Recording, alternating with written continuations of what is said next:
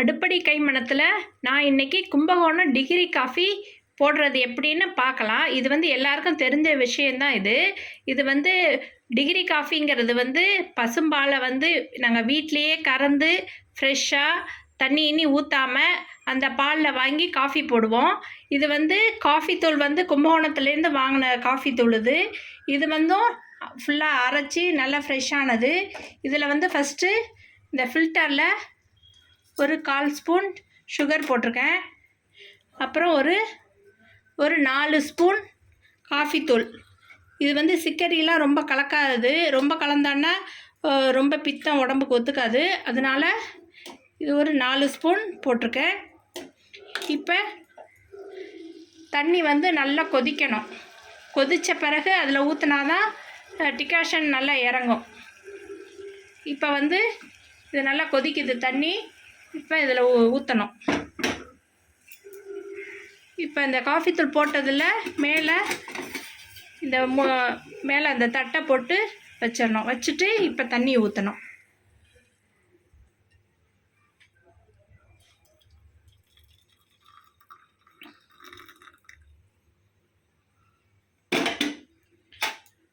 இப்போ இதை மூடி வச்சிடணும்.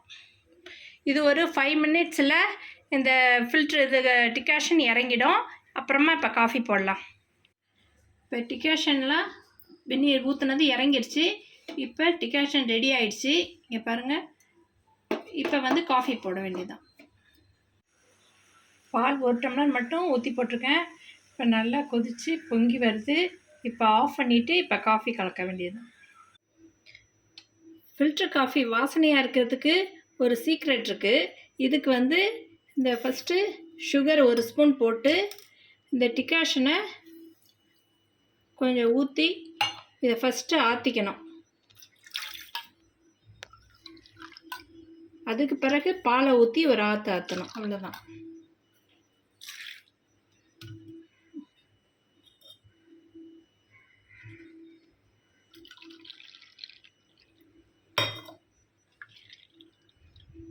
டிகாஷன் எவ்வளோ நல்லா இருக்கு பாருங்கள். ரொம்ப சிக்கரி போட்டாலும் ரொம்ப இதாக இருக்கும், ரொம்ப கசப்பாக இருக்கும். இது அளவாக போட்டுக்குது.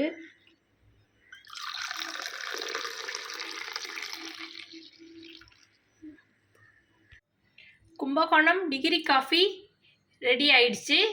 இது வந்து கரெக்டான அளவில் டிகாஷன் பால் சுகர் போட்டோன்னா ரொம்ப அருமையாக இருக்கும். நீங்களும் செஞ்சு ட்ரை பண்ணி பாருங்கள். உங்களுக்கு இந்த சேனல் பிடிச்சிருந்துச்சுன்னா லைக் பண்ணுங்கள், ஷேர் பண்ணுங்கள், சப்ஸ்கிரைப் பண்ணுங்கள்.